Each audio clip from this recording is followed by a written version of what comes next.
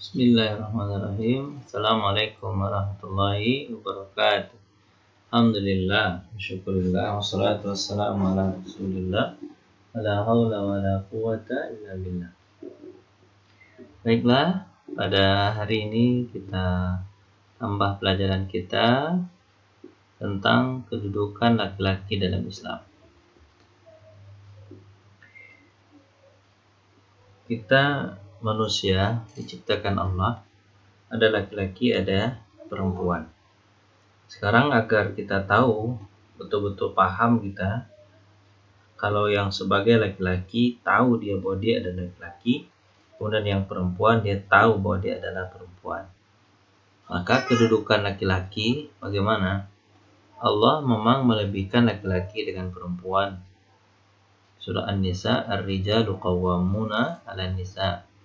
Laki-laki dilebihkan menjadi qawam, pelindung sebenarnya. Qawam artinya pelindung bagi perempuan. Kenapa dia jadi pelindung? Karena dia menafkahkan hartanya. Dia berikan kepada perempuan itu pakaian, makanan, rumah, sandang, pangan, papan.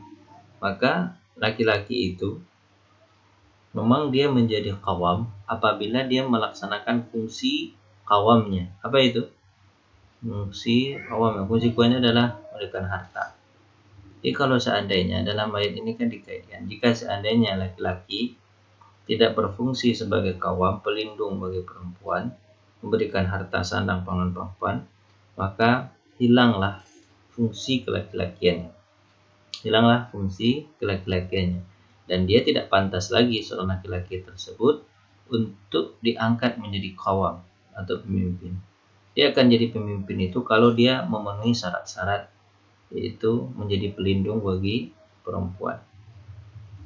Maka kita lihat laki-laki itu adalah, kenapa laki-laki dianggap jadi qawam? Sini jelaskan bahwa laki-laki itu mempunyai akal yang matang. Bolehlah akal yang matang. Bukan berarti bahwa perempuan tidak punya akal. Punya akal perempuan, cuman perempuan dilebihkan Allah dari sisi perasaan. Kenapa? Karena perempuan nanti akan mengasuh anak. Perempuan nanti akan kasih sayang, perempuan lebih dominan daripada 8 akalnya. Begitulah Allah ciptakan laki-laki perempuan saling melengkapi. Laki-laki, jadi fungsi laki-laki itu yang pertama, ketika dia menjadi anak, sebagai anak laki-laki dari orang tuanya, maka dia harus membantu pekerjaan orang tuanya yang berat-berat. Kemudian, kalau dia nanti sudah dewasa, maka dia akan menjadi kakak atau adik. Maka dia akan menjadi pelindung dari kakak adik perempuannya.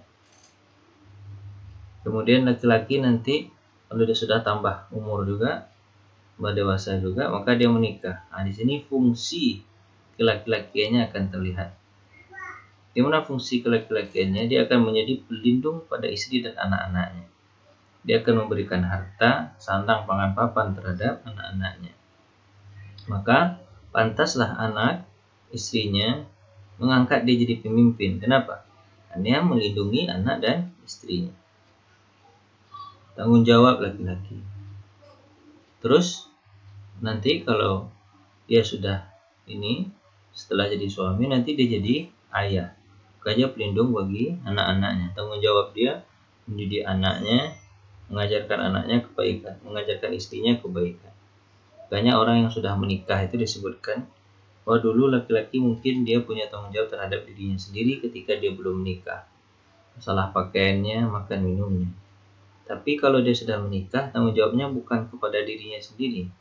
Jika istrinya tidak berpakaian untuk aurat, maka yang akan ditanya oleh Allah nanti adalah kepemimpinan suami tersebut.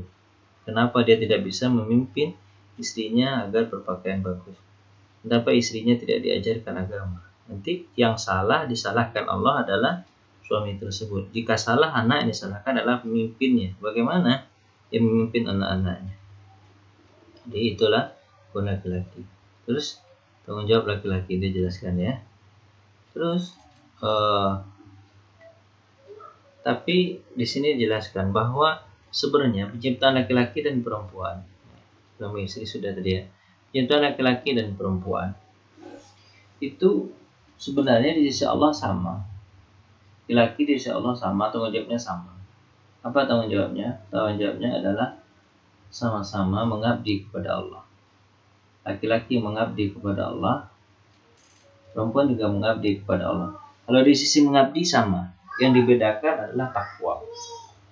Kalau laki-laki takwa masuk surga, perempuan takwa masuk surga. Laki-laki tidak takwa masuk neraka, perempuan takwa masuk surga. Atau sebaliknya, laki-laki takwa, perempuan tak takwa, perempuan masuk neraka, laki-laki masuk surga. Jadi kalau tanggung jawab mereka kepada Tuhan sama. Cuman sekarang di atas dunia ini beda fungsi saja. Laki-laki menjalankan fungsinya sebagai pelindung, perempuan menjalankan fungsinya sebagai sebagai penolong laki-laki atau sebagai tulang rusuk dari laki-laki.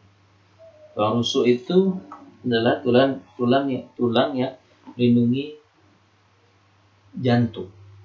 Kalau tidak ada tulang rusuk, kalau kebentur, maka langsung kena jantung dan bisa mati. Tapi tulang rusuk itu kemana pergi dia dibawa, dia bengkok. Itulah fungsinya. Sebenarnya laki-laki melindungi perempuan, perempuan juga melindungi laki-laki. Maka ketika suami keluar rumah, istri berdoa, ya Allah, tolonglah suami saya agar dia tetap menjalankan agama dan jagalah dia dari hal-hal yang berbuat dosa. Dan begitu. Jadi itu ya sedikit kesimpulan. Kemudian di sini tidak ada kuis, Kita cukupkan dengan baca hamdalah. Alhamdulillahirabbil alamin. Assalamualaikum warahmatullahi wabarakatuh.